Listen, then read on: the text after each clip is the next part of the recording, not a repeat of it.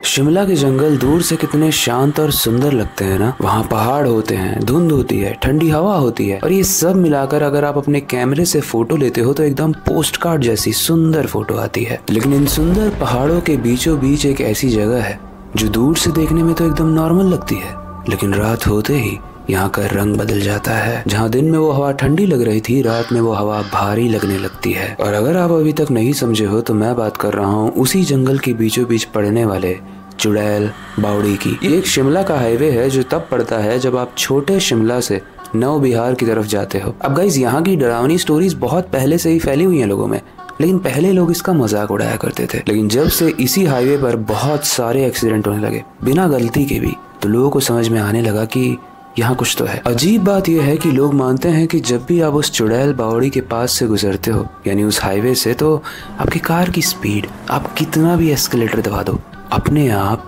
धीरे हो जाती है। लेकिन फन फैक्ट ये है कि धीरे होते होते वो कार रुकने लगती है। भले ही आप कार को कितनी भी तेज चलाने की कोशिश करो, एक पॉइंट आएगा उस चुड़ैल बावड़ी वाले हाईवे पे जहाँ कार रुक जाएगी। और ये एक नॉर्मल इंसान के लिए बहुत डरावना हो सकता है। और एक नॉर्मल इंसान से मेरा मतलब है इस कहानी के 3 कैरेक्टर की। 3 दोस्त थे जो रात में आउटिंग का प्लान बनाते हैं शिमला से। एक का नाम था साहिल, एक का नाम था नेहा और एक का नाम था रचित। तीनों कार में बैठे हुए हैं लॉन्ग ड्राइव का लुत्फ उठाने के लिए। कार में एक शांत सा म्यूजिक चल रहा है, सब अपने में मगन है। लेकिन ठीक रात के 1:30 बजे उनकी कार चुड़ैल बावड़ी पर रुक जाती है। एंड इसके बाद जो डरावना मंजर होता है वो जानने के बाद कसम से आप थर थर कांपोगे। लेकिन उससे पहले, हेलो गाइस, मेरा नाम है अविनाश कुमार और आप देख रहे हो सीखो official show horror stories. Guys, जब इनकी कार चुड़ैल बावड़ी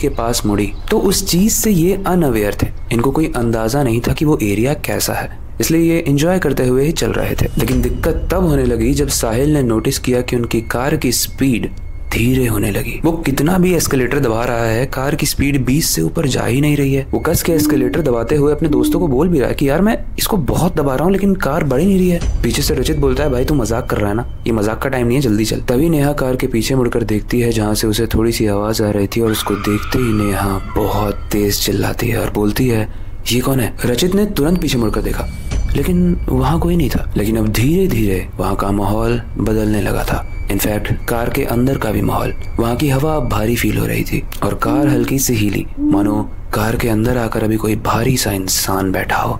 लेकिन थे तो बस 3 लोग ही। इसके बाद साहिल को ऐसा महसूस होता है कि जस्ट उसके राइट साइड से एक औरत गई, लेकिन जब वो राइट देखता है तो वहाँ कोई नहीं था।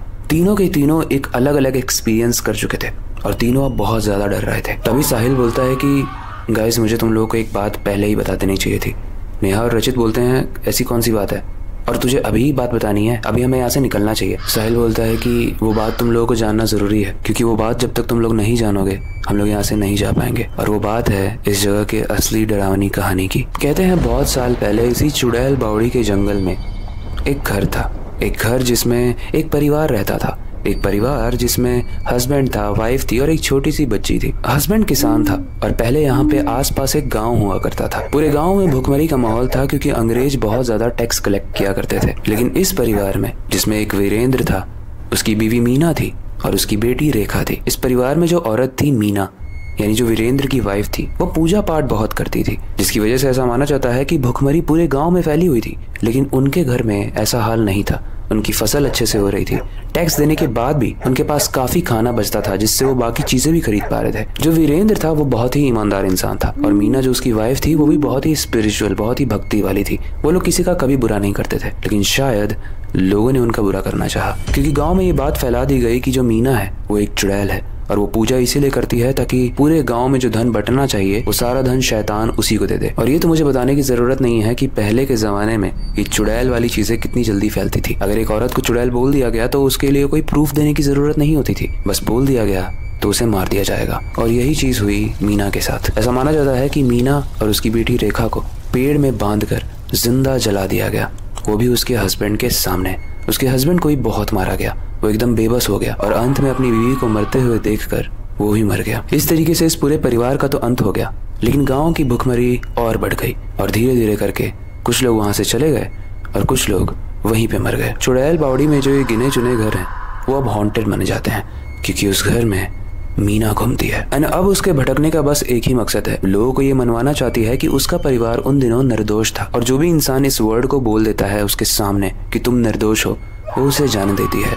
और जो इंसान ये नहीं बोल पाता है, या कई सारे लोग हैं जो इस कहानी को पढ़ने के बाद उनके परिवार को अभी भी काला जादू वाला मानते हैं, उनको वो बीच से फाड़ देती है। ये कहानी साहिल कार में पीछे मुड़कर सुना रहा था दोनों को।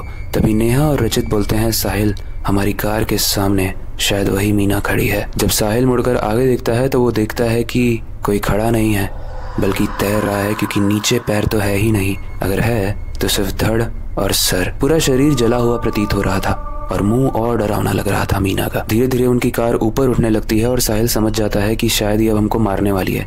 इसलिए साहिल बोलता है कि मेरे 3 बोलते ही सब लोग बोलना कि तुम निर्दोष हो मीना। और साहिल 3 तक गिनता है और तीनों लोग एक साथ बोलते हैं, मीना तुम निर्दोष हो। ये बोलते ही कार नीचे गिर जाती है, तीनों बेहोश हो जाते हैं और तीनों की आंख खुलती है शिमला के हॉस्पिटल में। और जैसे ही आंख खुलती है तीनों अलग अलग बेड पर लेटे हैं और तीनों एक दूसरे को देख रहे हैं और देखते हुए बस एक ही चीज सोच रहे हैं कि यार हम बच गए भाई, हम मर सकते थे लेकिन हम बच गए। तीनों बहुत खुश तो थे लेकिन बहुत ही डरे हुए भी थे। डॉक्टर ने जब उनसे पूछा कि तुम्हारे साथ एक्सीडेंट कैसे हुआ, तो उन्होंने वो बात तो बताई, लेकिन डॉक्टर ने उनकी बातों पर बिलीव नहीं किया। इसके बाद नेहा और रचित ने साहिल को बहुत डांटा कि भाई तूने अगर ये स्टोरी पढ़ी हुई थी, तुझे पता था कि चुड़ैल बावड़ी कैसी जगह है, ये हाईवे कैसा है, तो तूने हमें बताया क्यों नहीं भाई, हम जाते ही नहीं यहाँ पे। इसके बाद से साहिल ने सॉरी बोला एंड उन तीनों ने डिसाइड किया कि वो कभी भी इस चुड़ैल बावड़ी पे नहीं आएंगे और ऐसी हॉन्टेड जगहों पर नहीं जाएंगे, क्योंकि इस बार तो भूत ने छोड़ दिया, लेकिन अगली बार हो सकता है ऐसा कोई कोड वर्ड ही ना हो जिससे वो छोड़े, या हमें ना पता हो। वेल गाइस, कहानी यहीं तक थी। आई होप आज की कहानी आपको इंटरेस्टिंग एंड डरावनी भी लगी होगी